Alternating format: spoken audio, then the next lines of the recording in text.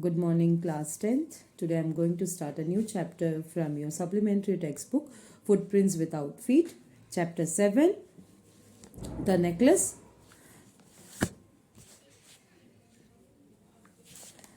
The author of the chapter Necklace is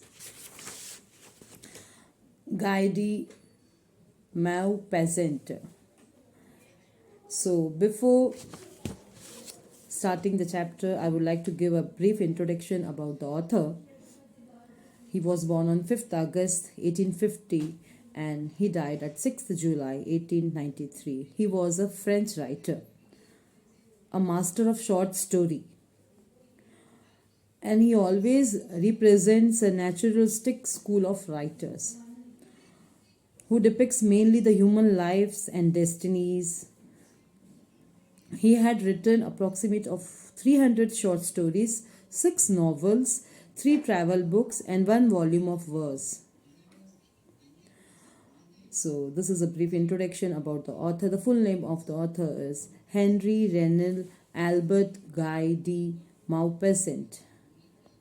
So before starting the chapter, I would like to start the brief introduction. The Necklace. The story revolves around a selfish lady named Matilda. She is unsatisfied with her life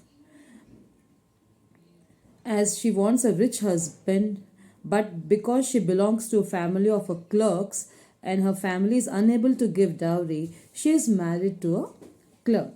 One day, both the husband and wife are invited to the party at the minister's house. But Matilda does not have good clothes and jewels to wear at such party. Her husband suggests her to buy a dress and ask an old friend for jewelry. She then borrows a necklace from her friend and goes to the party. What happens next proves to be a lesson for an unhappy lady. तो ये जो brief introduction है chapter start करने से पहले कि अब आगे क्या होगा हम देखेंगे कि कैसे उसने जो है अपने अनसेटिस्फाइड को जब सेटिस्फैक्शन के लिए उसने जब किया बैग बोरो किया of a jewellery what happened next what did she does to fulfil her requirements. तो यहाँ पर हम ये चैप्टर पढ़ेंगे और समझेंगे. Okay, page number 9. What is the page number of your chapter? This is 39 from your supplementary textbook. So first paragraph. She was of one of those pretty young ladies born as if through an error of destiny into a family of clerks. वो एक simple middle class family clerk family में belong करती थी, मगर she looks very pretty. She was very beautiful, you can say. She had no dowry, no hopes, no means of becoming known, loved, and married by a man either rich or distinguished. And she allowed to marry a pretty clerk in the office of a board of education. She was simple, but she was unhappy. यहाँ पे जो है ये lady जो थी जिसके बारे में हम बात कर रहे थे मैटिल्डा के बारे में, वो जो है गरीब मतलब मिडिल क्लास फैमिली से बिलोंग करती थी, मगर वो अपने लक से फॉर्च्यून से कह सकते हैं बिल्कुल एक अलग ही लुक आउट उसका था. वो बहुत ही ब्यूटीफुल यंग लेडी थी, मगर वो इस ऐसे फैमिली से बिलोंग करती थी तो वो जो है वो किसी को प्यार कर नहीं सकती थी क्योंकि she doesn't have any dowry to pay to such a rich persons और anything similar to that. So she was allowed to marry a pretty clerk in office of board of education. She was simple but she was unhappy. वो simple थी मगर वो unhappy थी, कभी भी खुश नहीं थी अपने सिचुएशंस को लेकर, अपने कह सकते हैं फैमिली जो भी इकोनॉमिकल स्टेटस है उसे लेकर कभी वो सेटिस्फाइड नहीं रही. She suffered in sensitive feelings born for all delicacies and luxuries. She suffered from the poverty of her apartment, the shabby walls and the worn chairs. All these things tortured and angered her. When she seated herself for dinner opposite her husband, who uncovered the tureen with a delighted air, saying, "Oh, the god, pot pie, I know nothing better than that." She would think of elegant dinners of shining silver. She thought of exhaust food served in marvelous dishes. She had neither frocks nor jewels, nothing, and she loved only those things. She had a rich friend, a schoolmate at the convent, who she did not like to visit. She suffered so much when she returned. She wept for whole day from despair and disappointment. One evening her husband returned elated, bearing in his hand a large envelope. Here he said, here is something for you. यहाँ पर जो है ये जो lady है वो ना हमेशा कॉन्स्टेंटली इंटरप्ट रहती थी. वो जो है उसके अंदर एक इन्फीरियरिटी कॉम्प्लेक्स था. वो जो है उसका जो हमेशा जिस सिचुएशन में वो थी ना उसमें वो सेटिस्फाइड नहीं रहती थी. हमेशा अपने जो पुअर फैमिली बैकग्राउंड है उसको लेकर वो जो है मन में कुछ ना कुछ विचार करा करती थी. डीप जो है उसके लिए थॉट्स उसके थे. उसके पुअर कंडीशंस जो थे वो जो है बिल्कुल उससे खुश नहीं थी. उसके मन में जो ख्याल थे बिल्कुल ही अलग थे. बिल्कुल अपने जो फैमिली स्टैंडर्ड्स बिल्कुल अलग थे. वो कभी भी अगर बैठती थी तो वो अपने जो घर के एनवायरनमेंट को देखती थी ना तो वो बिल्कुल सेटिस्फाइड नहीं होती थी. उसके मन में वो ख्याल ही पुलाव चलते थे जैसे कि वो एक हाई प्रोफाइल सोसाइटी में बैठी है और वहाँ पर जो है अच्छा टेबल्ड मैनर्ड फूड सर्व्ड है. सारे जो सिल्वर स्पून्स और सिल्वर वेजल्स में और अच्छे अच्छे वेजल्स में फूड वहाँ पर सर्व्ड है. इस टाइप के उसके अंदर जो है स्टाइलिश मैनरिज्म अपीयरेंस के बारे में वो हमेशा सोचती रहती थी. और ये जो है एक्स्ट्रा ऑर्डिनरी थिंग्स उसके दिमाग में चलते रहते थे. ठीक है. यहाँ पे जो हम एक बार बोलते हैं कि ये जो है मैटिल्डा जो है वो प्रिटी यंग लेडी थी who was born in a middle class family. She worked as clerk. Her family did not have any means of arranging dowry for her. She was born means for her marriage. She did not have any other means by which she could be friend with a rich man. Okay, to be loved or married to him. वो ऐसा कोई उसके पास संसाधन नहीं था जिससे कि वो किसी रिच पर्सन से दोस्ती करे या उनसे शादी कर ले. सो उसके कारण सर्कमस्टांसेस के कारण उसने एक क्लर्क से ही शादी कर ली जो बोर्ड ऑफ एजुकेशन में वर्क करता था. इसके कारण वो जो अनहैप्पी थी वो लेडी मैटिल्डा यहाँ पर अनहैप्पी थी. She used to think of his destiny of the destiny was unfair to her and that she deserve much better than what she had got. वो अपने भाग्य को कोसती थी. वो कहती थी उसे उससे ज़्यादा अच्छा कुछ मिलना चाहिए था मगर उसे जो मिला उससे बिल्कुल भी खुश नहीं थी. हमेशा उसे अपने भाग्य को कोसती रहती थी. वो हमेशा गुस्से में रहती थी and was tortured by the condition. और वो हमेशा गुस्से में करती थी. उसके घर का एनवायरनमेंट जो है हमेशा उसे उसको याद दिलाता था क्योंकि उसके जो वॉल्स थे वो गंदे थे. फर्नीचर्स जो है वो इरिटेट करते थे. इतने अच्छे फर्नीचर्स वहाँ पे डिस्प्लेड नहीं थे. वो हमेशा बहुत अच्छे डिनर्स एलिगेंट रिच पर्सनस के डिनर्स के वो ख्वाब देखती थी. कैसे देखती थी जैसे कि उसके जो है marvelous dishes हो वहाँ पर. when her husband used to praise the homemade food served in a simple dish, she did not have fancy jewelers or good dress. यहाँ पे जो है वो हमेशा वो एलिगेंट डिनर्स के लिए marvelous dishes के लिए और उसके हस्बैंड जो है प्रेज करते थे. वो जब चीज़ें जो है उसे बिल्कुल अच्छी नहीं लगती थी. She had a school friend whom she did not like to meet as she was a rich lady. और उसका एक स्कूल फ्रेंड थे. उसकी एक स्कूल फ्रेंड थी वो एक रिच लेडी थी इसलिए उसको स्कूल फ्रेंड से मिलना उसको अच्छा नहीं लगता था. After meeting her she would cry for days together looking at the condition of her life. अब वो जो जब मुझसे मिलती थी मुझे पसंद नहीं था उसे रिच लेडी से मिलना क्योंकि उसकी लाइफ स्टाइल बिल्कुल अलग थी इसके लाइफ स्टाइल से. जब भी उसे मिलती थी तो वो घर आकर रोती थी या घर आकर गुस्सा दिखाती थी क्योंकि उसका कंडीशन बिल्कुल ही अलग थी उसके कंडीशन से. तो वो बिल्कुल ही ना खुश थी. मतलब वो फैंसीफुल वर्ल्ड्स में रहना चाहती थी जो उसके भाग्य में नहीं था. जब कभी वो अपने उस रिच फ्रेंड को मिलती थी तो वो दुखी हो जाती थी अपने कंडीशन पे रोती थी. एक दिन जब उसके हस्बैंड घर आए तो वो जो बहुत हैप्पी मूड में थे. उनके हाथ में एक एनवेलप था. उस एनवेलप में शायद कुछ लिखा था. Envelope was for her and asked her to open. वो उसकी वाइफ के लिए एनवेलप था. वो चाहते थे कि उसकी वाइफ ही उस एनवेलप को खोले. अब उसकी जो फ्रेंड थी वो कॉन्वेंट स्कूल में पढ़ती थी है ना. And she did not like to visit her. She suffered so much when she return. जब भी वो आती थी तब वो सफ़र करती थी. वो रोती थी क्योंकि वो उसकी हालत को देखकर वो खुश नहीं होती थी. वो डिसअपॉइंट हो जाती थी. और उसी दिन शाम को जब उसके हस्बैंड आए तो उन्होंने एक एनवेलप दिया और उसने वाइफ से कहा कि तुम इसे खोलो.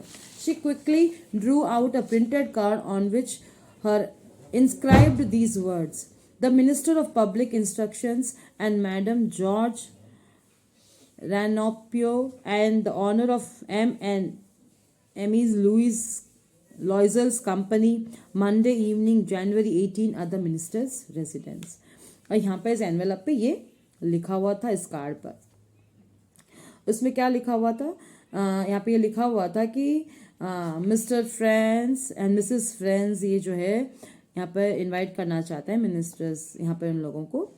उसने जो एनवेलप खोला, the couple had been invited for a dinner party at the house of the minister of public instruction. She was supposed to be delighted as M. Loisel expected, but she got really angry and threw the card. अब यहाँ पे जो है M लॉइजल ने उन्हें invite किया तो वो बहुत खुश हो रही थी, मगर उसने गुस्से से उस कार्ड को फेंका. क्यों देखते हैं. Instead of being delighted as a husband had hoped, she threw the invitation spitefully upon the table, murmuring what do you suppose I want with that. But my dearie, I thought it would make you happy. You never go out, and this is an occasion and a fine one. Everybody wishes one, and it is very select. Not many are given to employees. You will see the whole office world there. She looked at him with an irritated eye and declared impatiently, what do you suppose I have to wear to such a thing as that? He had not thought of that. He smattered. Why, the dress you wear when we go to the theatre, it seems very pretty to me.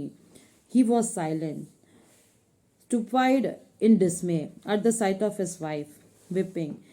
He stammered, what is the matter? What is the matter? अब यहाँ पर जब वो card उन्होंने दिया तो वो गुस्से में थी. उसने क्या करा कि उसने वो कार्ड को फेंक दिया.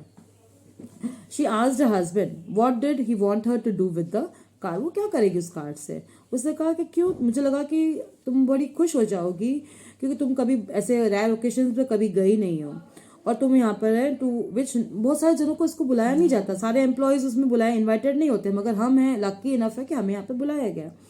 और उसने क्या बोला, he also told her that she would be meeting a lot of people from his office here. यहाँ पे बहुत सारे लोग आएंगे ऑफिस के, तुम उनसे मिलोगी.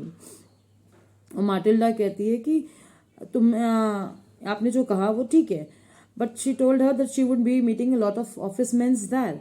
Asked him what would she wear to such a grand party, वो क्या पहनेगी उस बड़े ग्रैंड पार्टी में. अब उसके हस्बैंड स्टैमर करने लगे, थोड़े सोचने लगे, और क्या कहा उन्होंने कि तुम वो पहनोगी ना जो तुम हमेशा थिएटर में मूवीज देखते समय मेरे साथ पहनती हो, वो बहुत अच्छी ड्रेस है, तुम उसमें बहुत अच्छी लगती हो. हाँ, तो वो जो है वीप करने लग गई, रोने लग गई, आंखों में से आंसू आने लग गए. और वो कहती है कि वो जो है इतने ग्रैंड पार्टी के लिए वो सफिशिएंट नहीं है. She could not be a part of such a grand party, और she could not give away the card to someone other colleagues. और वो कहती है कि ही कुड, वो कार्ड किसी और को दे दो, किसी और को दे दो जो जा सकते हो, मुझे नहीं जाना क्योंकि मेरे पास ऐसा कुछ नहीं है. He felt bad for his wife as she was crying and asked her the cost of simple dresses. अब यहाँ पर जो है हम देखेंगे कि वो आगे क्या सजेशन देती है, वो क्या कहती है यहाँ पर. अब वो व्यक्ति जो है साइलेंट हो जाता है, डिसमे हो जाता है, वाइफ को रोते हुए देखता है, वो स्टैमर करता है, वो पूछता है क्या मैटर है, क्या मैटर. तो वो कहती है, by a violent effort she had controlled her actions and respond in a calm voice, whipping her moist cheeks. Nothing, only I have no dress and consequently I could not go to the affair. Give your card to some colleagues whose wife is better fit out than I. He was grieved but answered, let us see, Matilda, how much would a suitable costume cost? Something that would serve for other occasions, something very simple.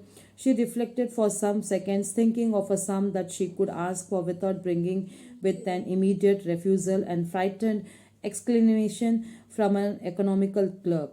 Finally she said in a hesitating voice, I cannot tell exactly, but it seems to me that 400 francs would to cover it. He turned a little pale, for he had saved just this sum to buy a gun that he might be able to join some hunting parties the next summer with some friends who went to shoot larks on Sundays. Nevertheless, he answered, very well, I will give you 400 francs, but try to have a pretty dress. अब यहाँ पे जो है उसके husband ने जब वो रोई, जब उसने कहा कि नहीं he can give the card to someone else, colleague's wife, that she would go to the party and who would be suitable enough to go there. तो उसके हस्बैंड जो है दुखी होने लग गए और कुछ सोचने लग गए। फिर उसने अपनी वाइफ को कहा कि आप जो हैं कितना लगेगा, अगर ऐसा इस टाइप के ओकेशन में जाने के लिए कुछ सूटेबल कॉस्ट्यूम अगर आपको खरीदना हो तो कितना कॉस्ट करेगा। तो उसकी वाइफ ने कुछ सेकंड तक सोचा, और क्या सोचा, उसने सोचा कि ऐसा कुछ बोलूं कि वो इमीडिएटली रिफ्यूज़ ना कर दे उनके हस्बैंड, जो उनके इकोनॉमिकल सिचुएशन को हर्ट ना कर दे। इकोनॉमिकली उनके क्लर्क के हिसाब से जो अमाउंट सूटेबल होगा उस टाइप का अमाउंट बोलूँगी तो शायद सही रहेगा। तो उसने जो है हेसिटेट करते हुए फिर भी बोला कि अप्रॉक्सीमेट 400 फ्रेंड्स तो चाहिएंगे। तो उसके हस्बैंड ने थोड़ा सा उनके चेहरे का रंग उड़ गया, क्योंकि उन्होंने जो पैसे, इतने एग्जैक्ट पैसे अमाउंट जो उन्होंने सेव कर रखे थे एक गन खरीदने के लिए, क्योंकि जो है वो हंटिंग पार्टीज में जाना चाहते थे नेक्स्ट समर, क्योंकि जो है पहले जो है उनके फ्रेंड्स जो है वहाँ जा चुके थे संडेज को। तो वो जो है बिना सोचे उन्होंने नेवरदिलेस उन्हें मन को समझा दिया और उन्होंने आंसर किया, ठीक है तुम जो है 400 फ्रेंड्स ले लो और अच्छी सी ड्रेस तुम लेकर आना। ऐसे उसके हस्बैंड ने उसकी वाइफ को कहा, अपने फीलिंग्स को अंडर एस्टिमेट करते हुए, अपनी फीलिंग्स को अलग रखते हुए उन्होंने अपनी वाइफ को कहा कि चलो ठीक है तुम जो है अपने लिए सुंदर सी ड्रेस खरीद कर ले आना।